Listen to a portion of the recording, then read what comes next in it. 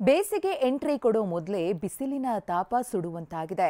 ಇತ್ತ ರಾಜಧಾನಿಯಲ್ಲಿ ಕಳೆದ ವರ್ಷದಂತೆ ಈ ಬಾರಿ ಕೂಡ ನೀರಿನ ಸಮಸ್ಯೆ ಎದುರಾಗುವ ಸೂಚನೆ ಸಿಗ್ತಿದೆ. ಬೆಂಗಳೂರಿನ ಅಳಿದುಳಿದ ಕೆರೆಗಳ ಕಾಮಗಾರಿಯನ್ನ ಕೇಳುವವರೇ ಇಲ್ಲದಂತಾಗಿದೆ.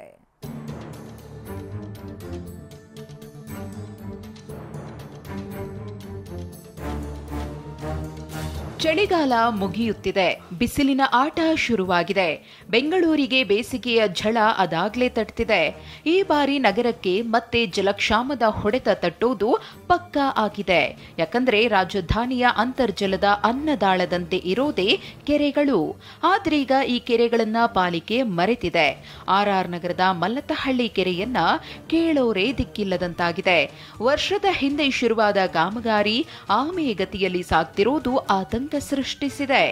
ರಾಜಧಾನಿಯ ಅಂತರ್ಜಲ ಮಟ್ಟವನ್ನು ಹೆಚ್ಚಿಸಬೇಕಿದ್ದಂಥ ಕೆರೆಗಳು ದುಸ್ಥಿತಿಗೆ ತಲುಪಿರುವಂಥದ್ದು. ನಾನೀಗ ಮಳ್ಳತ್ತಹಳ್ಳಿ ಕೆರೆಯಲ್ಲಿದ್ದೀನಿ. ಅಂದರೆ ಆರ್ ಆರ್ ನಗರ ವಲಯದಲ್ಲಿರುವಂಥ ಮಳ್ಳತ್ತಹಳ್ಳಿ ಕೆರೆ ಏನಿದೆ, ಬೇಸಿಗೆಯಲ್ಲಿ ಅಂದರೆ ಕಳೆದ ವರ್ಷ ಬೇಸಿಗೆಯಲ್ಲಿ ಕಾಮಗಾರಿಯನ್ನು ಶುರು ಮಾಡಿದ್ರು.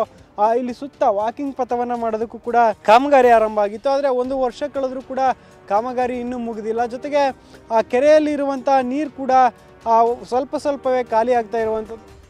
ಮಲ್ಲತ್ತಹಳ್ಳಿ ಕೆರೆ ಅಂಗಳದಲ್ಲಿನ ವಾಕಿಂಗ್ ಪಾತ್ ಕಾಮಗಾರಿ ವರ್ಷ ಕಳೆದ್ರೂ ಮುಗ್ದಿಲ್ಲ. ಈ ನಡುವೆ ಕೆರೆಗೆ ತುಂಬಿಸಿದ್ದ ಸಂಸ್ಕರಿಸಿದ ನೀರು ಅರ್ಧ ಖಾಲಿಯಾಗಿದೆ. ಕೆರೆ ಒಡಲಲ್ಲಿ ನಿರುಪಯುಕ್ತ ಗಿಡಗಳು ಬೆಳೆದು ನಿಂತಿವೆ. ಈ ಬಗ್ಗೆ ಆಕ್ರೋಶ ಹೊರಹಾಕಿರುವ ಜನರು ಅಳಿದುಳಿದ ಕೆರೆಗಳನ್ನಾದ್ರೂ ಉಳಿಸ್ಕೊಳ್ಳಿ ಅಂತಿದ್ದಾರೆ. ಸರ್, ಅಂತರ್ಜಲ ಚೆನ್ನಾಗಿದ್ರೆ ಎಲ್ರಿಗೂ ಕುಡಿಯೋ ನೀರಿನ ವ್ಯವಸ್ಥೆ ಆಗುತ್ತೆ. ಅಂತರ್ಜಲ ನೀರಂದರೆ ಬೋರ್ಗಳಲ್ಲಿ ನಿಂತೋಗುತ್ತೆ. ಬರ್ತಾಯಿರೋದು ಬೇಸಿಗೆ. ಕಾವೇರಿ ನೀರು ಇಡೀ ಬೆಂಗಳೂರಿಗೆಲ್ಲ ಕೊಡೋಕ್ಕಾಗಲ್ಲ. ಇರೋ ಕೆರೆಗಳೆಲ್ಲ ಮುಚ್ಚುತ್ತಾ ಇದ್ದಾರೆ. ಕೆರೆಗಳನ್ನ ಉಳಿಸ್ಕೊಂಡು ಲೇಔಟ್ ಮಾಡಲಿ, ಕೆರೆಗಳೆಲ್ಲ ಮುಚ್ಚಿ ಲೇಔಟ್ಗಳು ಮಾಡ್ತಾ ಇದ್ದಾರೆ. ಬೆಂಗಳೂರು ಬೆಳೆದಂತೆಲ್ಲ ಕೆರೆಗಳು ಮಾಯವಾಗಿ ಅಪಾರ್ಟ್ಮೆಂಟ್ಗಳು ನಿರ್ಮಾಣವಾಗಿವೆ. ದೊಡ್ಡ ದೊಡ್ಡ ಕಟ್ಟಡಗಳೇ ತಲೆ ಎತ್ತಿವೆ.